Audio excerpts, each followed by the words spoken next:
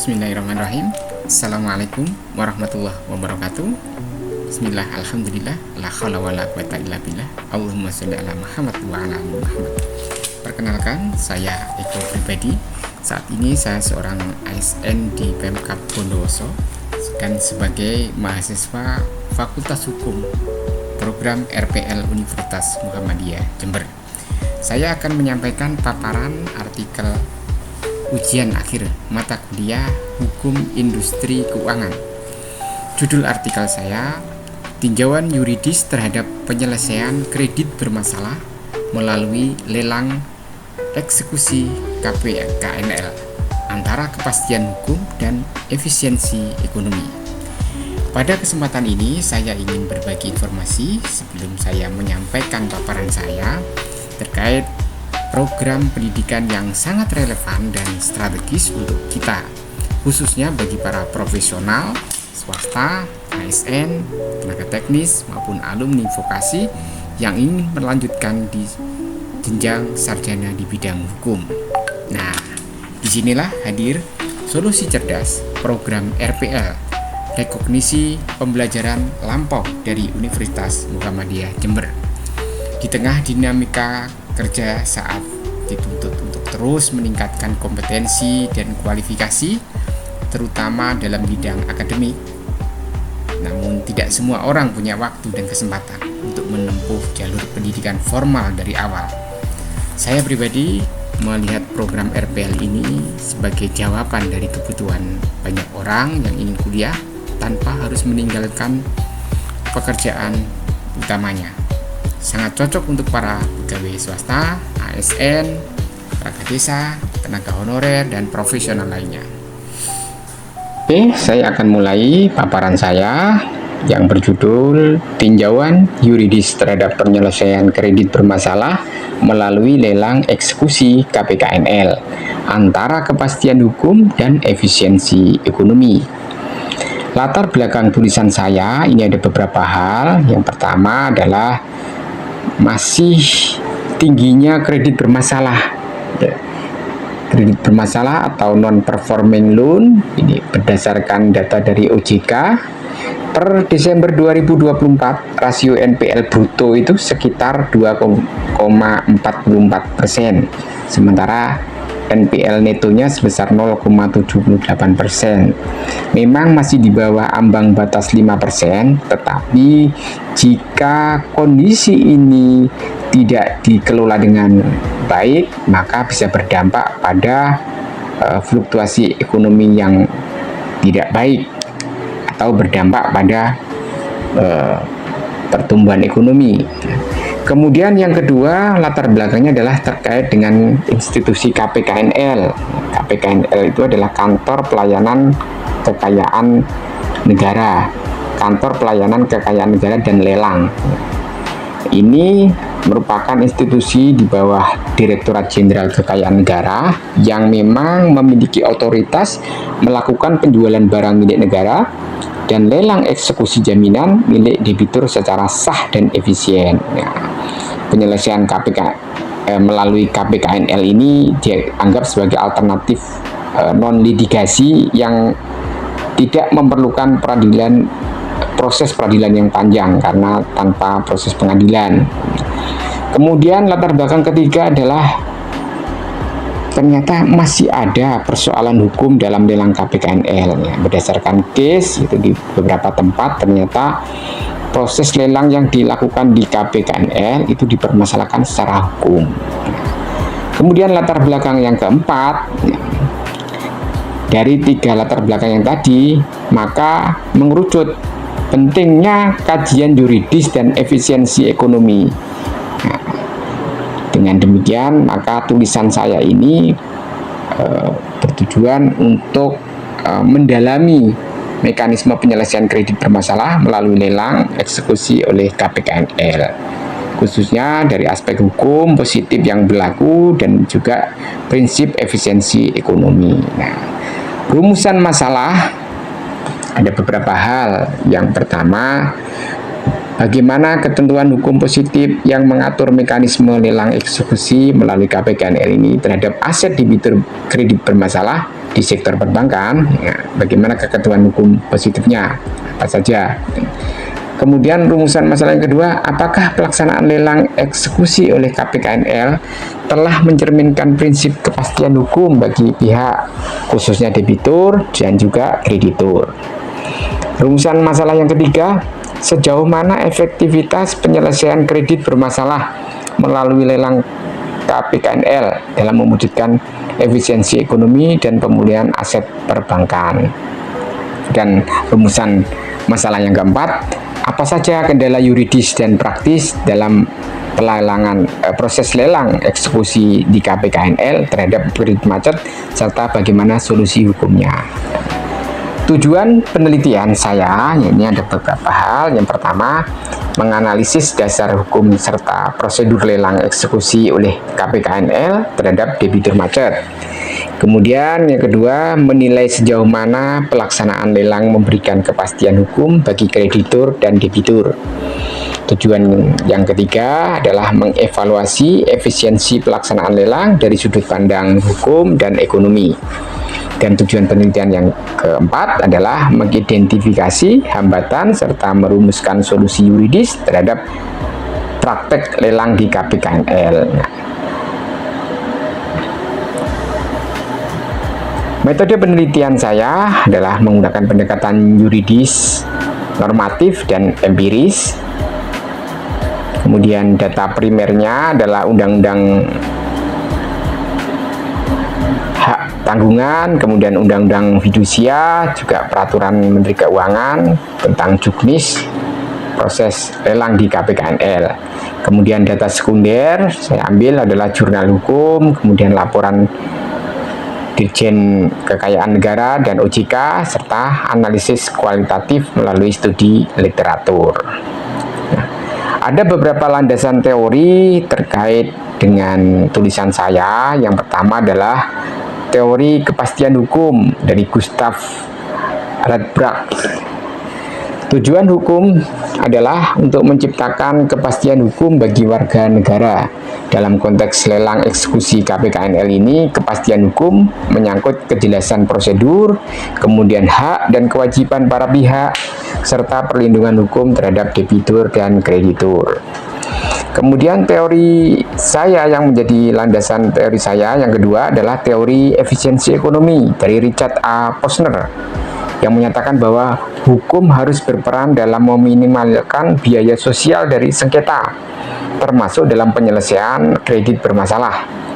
Lelang melalui KPKNL sebagai mekanisme non-litigasi dianggap lebih efisien dibanding penyelesaian melalui pengadilan. Landasan teori yang ketiga saya adalah teori perlindungan hukum dari Philippus M. Hajon. Perlindungan hukum terbagi atas perlindungan preventif dan represif. Dalam kasus lelang KPKNL, perlindungan terhadap debitur penting untuk mencegah potensi kesewenang-wenangan dalam eksekusi jaminan, sementara kreditur juga berhak atas perlindungan hukum atas hak tagih yang dijaminkan. Kemudian dari teori tadi, saya mencoba melakukan pembahasan terkait dengan peran dan kewenangan KPKNL. Dalam Peraturan Menteri Keuangan PMK nomor 220 PMK 01 2022 tentang organisasi dan tata kerja vertikal Direktorat Jenderal Kekayaan Negara, kemudian juga PMK nomor 213 PMK 06 2020 tentang petunjuk pelaksanaan lelang, itu ada dua peran pokok dari kewenangan KPKNL. Yang pertama adalah pelaksana lelang eksekusi atas permintaan pengadilan, kejaksaan, atau kreditur pemegang hak tanggungan. Kemudian peran atau kewenangan yang kedua adalah menetapkan jadwal, harga limit, dan tata cara pelaksanaan lelang sesuai PMK 213 tahun 2020. Kemudian prinsip dan prosedur lelang. Dasar hukum yang mendasari adalah mengacu pada PMK nomor 213 PMK 06 2020. Prinsip hukumnya adalah harus mencerminkan transparansi, efisiensi, akuntabilitas, keadilan, dan kepastian hukum untuk menjamin eksekusi aset yang sah, terbuka, dan melindungi semua pihak. Itu prinsip hukumnya. Dalam hal ini adalah permohonannya adalah diajukan oleh pihak yang berhak, yaitu misalkan kreditur atau instansi pemerintah. Kemudian verifikasinya adalah KPKNL, memverifikasi dokumen legal dan administratif. Kemudian setelah diverifikasi, penetapan jadwal dan metode. Nah, jadwal dan metode lelang langsung atau elektronik ditetapkan oleh KPKNL. Harga limit ditentukan juga berdasarkan penilaian independen atau internal. Kemudian tahap selanjutnya adalah pengumuman lelang. Dilakukan secara terbuka melalui portal resmi agar publik dapat mengakses informasi. Kemudian tahapan yang selanjutnya adalah pelaksanaan lelang yang dilakukan secara kompetitif untuk menjamin keadilan antara peserta. Kemudian dilanjutkan dengan tahapan berikutnya, yaitu penetapan pemenang. Ditetapkan berdasarkan penawaran tertinggi yang memenuhi syarat. Kemudian tahap selanjutnya adalah penyusunan risalah lelang yang diterbitkan oleh sebagai bukti autentik dari hasil lelang. Yang terakhir adalah penyetoran hasil lelang disetor ke pemohon setelah dikurangi biaya administrasi. Kemudian pembahasan saya selanjutnya adalah analisis yuridis dan kepastian hukum. Nah, dasar dari analisis yuridis dan kepastian hukum ini adalah Undang-Undang Nomor 4 Tahun 1996, kemudian juga Undang-Undang Fidusia, dan PMK nomor 213 PMK 06 tahun 2020. Ada beberapa hal yang jadi pokok pembahasan saya. Yang pertama adalah mengatur bahwa kreditur memiliki hak untuk menjual objek jaminan secara langsung melalui mekanisme lelang guna melunasi piutang apabila debitur wan prestasi. Itu adalah poin yang pertama. Poin selanjutnya adalah bahwa dasar hukum undang-undang ini juga adalah memberikan hak eksekutorial kepada kreditur tanpa harus melalui proses gugatan perdata apabila syarat-syarat tertentu terpenuhi. Nah, itu menjadi landasan yuridis bagi proses lelang di KPKNL. Kemudian hak kreditur atas pelunasan piutang melalui penjualan aset jaminan yang dilelang diakui dan difasilitasi secara langsung oleh negara. Kemudian poin selanjutnya adalah Permenku nomor 213 PMK 06 2020 yang menetapkan bahwa lelang dapat dilakukan berdasarkan permintaan kreditur disertai dokumen legal dan lengkap. Diatur juga di Permenku nomor 213 sebagai juknis dari proses lelang di KPKNL. Kemudian poin selanjutnya adalah hak-hak debitur tidak diabaikan, terutama hak pemberitahuan akses informasi dan kesempatan untuk melakukan keberatan atau pelunasan sebelum objek dijual. Nah, ini di sini juga ada poin terkait dengan hak-hak debitur yang tidak diabaikan. Di aturan ini, di dalam undang-undang ini juga disebutkan. Jadi, jikalau ternyata debitur itu mampu untuk melunasi pinjaman, maka dia berhak untuk berhak untuk melakukan pelunasan sebelum objek itu dijual. Jadi sebelum itu dilelang ternyata bisa bisa melunasi utangnya, maka proses lelang itu tidak jadi, gitu artinya.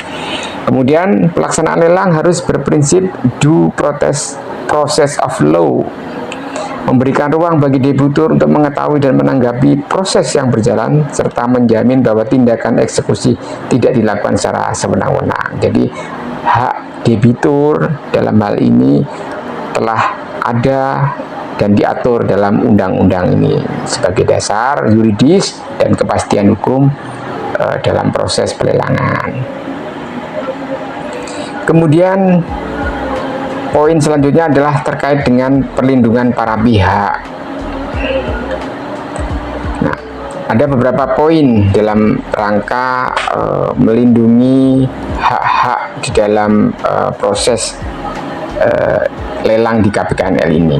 Nah, dengan adanya proses lelang di KPKNL ini, proses lelang oleh KPKNL sebagai debitur, sebagai pemilik agunan, dan kreditur sebagai pihak yang memiliki tagihan itu diatur dalam aturan undang-undang ini.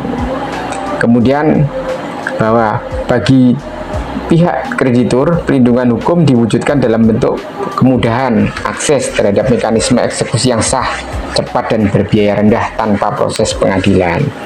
Artinya pihak di kreditur mendapatkan pelindungan hukum dalam bentuk kemudahan akses terhadap mekanisme eksekusi yang sah, cepat, dan berbiaya rendah. Kemudian sementara di pihak debitur juga dilindungi oleh prinsip keadilan dan asas transparansi dalam proses lelang, sehingga tidak ada acara sembunyi-sembunyi dalam prosesnya, dari prosesnya terbuka sebagaimana diatur di PMK nomor 213 PMK 6 2020, bahwa pengumuman lelang secara terbuka dan pemberitahuan kepada pihak yang berkepentingan termasuk debitur untuk mencegah pelaksanaan secara sepihak. Jadi tidak boleh dilakukan secara sembunyi-sembunyi, harus dilakukan pengumuman secara terbuka. Kemudian debitur juga berhak mengajukan keberatan atau menyelesaikan kewajiban sebelum lelang dilakukan. Nah, sebelum lelang dilakukan, itu debitur diberi hak untuk mengajukan keberatan dan juga menyelesaikan kewajiban-kewajiban sebagaimana diatur dalam perjanjian. Itu diberi tahu duluan sebelum jaminan itu dilelang. Selanjutnya saya akan menjelaskan terkait dengan efektivitas lelang dan pemulihan non-performance loan. Berdasarkan dari data yang ada, jadi saya analisa ada 3 hal yang menunjukkan efektifnya penggunaan lelang di KPKNL dibandingkan dengan proses di pengadilan. Yang pertama terkait dengan lelang lebih cepat dari proses litigasi. Jadi berdasarkan data yang ada, lelang di KPKNL itu kisaran waktunya mingguan, sementara proses litigasi di pengadilan itu bisa memakan waktu tahunan. Jadi ini membuktikan bahwa proses lelang di KPKNL lebih cepat daripada proses litigasi di pengadilan. Kemudian efektivitas yang kedua itu dilihat dari proses ini memakan biaya yang relatif rendah dan tidak membebani lembaga keuangan. Nah, ini kenapa? Karena di proses lelang di KPKNL itu hanya dibebani biaya administrasi dan honorarium lelang yang dihitung berdasarkan nilai limit aset. Gitu. Kemudian efektivitas yang ketiga adalah ditunjukkan dengan efektifnya proses lelang di KPKNL ini karena bisa menurunkan nilai NPL dan memulihkan aset lebih cepat. Kemudian pembahasan selanjutnya adalah saya juga menyertakan contoh case studi kasus terkait dengan proses lelang di KPKNL tetapi itu dipermasalahkan. Nah, ini saya ambil contoh sengketa lelang eksekusi oleh KPKNL Surabaya sesuai dengan putusan Pengadilan Negeri nomor 342 garing PDT G garing 2021 garing PN JKT Sel. Ini terkait dengan objek sengketa adalah lelang eksekusi oleh KPKNL Surabaya atas aset jaminan debitur yang digugat di Pengadilan Negeri Jakarta Selatan. Nah, pihak yang tergugat adalah KPKNL dan pembeli lelang oleh debitur, dan yang dipermasalahkan oleh debitur adalah yang pertama, tidak menerima pemberitahuan lelang secara layak. Kemudian yang kedua, harga limit lelang terlalu rendah dari nilai pasar. Yang ketiga, lelang dinilai terburu-buru dan tidak transparan. Ini klaim di debiturnya. Kemudian dengan menggunakan dasar gugatan hukum mengacu pada pasal 6 Undang-Undang Nomor 4 Tahun 1996 tentang hak tanggungan, kemudian juga PMK Nomor 213, PMK 06 2020. Ini akhirnya ada beberapa kewajiban dari KPKNL yang dilanggar, yang digugat di pengadilan, yaitu terkait dari memberi pemberitahuan kepada debitur, menentukan harga limit secara wajar, dan melakukan pengumuman lelang secara terbuka. Dan putusan pengadilannya adalah dua, yang pertama menyatakan lelang tidak sah karena cacat prosedural administratif. Yang kedua, tidak adanya bukti memberitahukan kepada debitur dianggap melanggar due process of law. Nah, kemudian dari makna kasus hukum ini adalah pertama, kasus ini jadi presiden bahwa kewenangan KPKNL tidak boleh dijalankan tanpa memenuhi prinsip hukum administratif dan perdata. Nah, catatan kritisnya, ketidakhati-hatian KPKNL dalam memproses lelang dapat merugikan debitur dan mencederai tiga prinsip utama, yaitu transparansi, akuntabilitas, dan kepastian hukum. Nah, dari pembahasan tadi disimpulkan beberapa poin. Yang pertama adalah lelang oleh KPKNL sah secara hukum dan efisien. Itu harus kita akui. Kemudian yang kedua, lelang di KPKNL ini mencerminkan asas keadilan dan kepastian hukum. Kemudian yang ketiga, lelang di KPKNL ini efektif secara waktu, biaya, dan hasil pemulihan aset. Nah, tetapi yang menjadi catatan adalah poin yang keempat, namun masih perlu penyempurnaan prosedur dan pengawasan. Kenapa? Karena terbukti ada beberapa kasus, sebagaimana saya sebutkan tadi, yang kemudian berdampak pada tuntutan di pengadilan. Nah, oleh karena itu, saran saya adalah 4 hal. Yang pertama, perbaikan regulasi teknis dan standar penilaian aset. Kemudian yang kedua, peningkatan transparansi dan akses data lelang. Yang ketiga, edukasi debitur mengenai hak dan kewajiban. Dan yang terakhir, penguatan koordinasi antara KPKNL dan perbankan. Demikian tadi paparan singkat dari saya. Saya yakin masih banyak kekurangan dan kekurang sempurnaan, tapi saya berharap semoga bisa memberikan sedikit gambaran dan manfaat buat kita semua. Sebelum saya akhiri, saya ingin mengajak teman-teman semua yang berkeinginan menuntut ilmu di bidang hukum atau yang ingin lanjut kuliah tanpa harus mulai dari nol, yuk gabung di program RPL Fakultas Hukum Universitas Muhammadiyah Jember. Di sini pengalaman kerja kamu bisa diakui sebagai bagian dari perkuliahan. Proses belajarnya fleksibel, waktunya efisien, dosennya keren, metode belajarnya asik, dan pastinya tetap berkualitas. Cocok banget buat yang sibuk tetapi ingin upgrade diri dan jenjang karir. Jangan ragu buat jadi bagian dari keluarga besar Fakultas Hukum Universitas Muhammadiyah Jember. Universitas Muhammadiyah Jember unggul dalam ipteks, bernafaskan nilai-nilai keislaman. Sampai ketemu di kampus atau di kelas RPL Fakultas Hukum. Terima kasih banyak. Wassalamualaikum warahmatullahi wabarakatuh.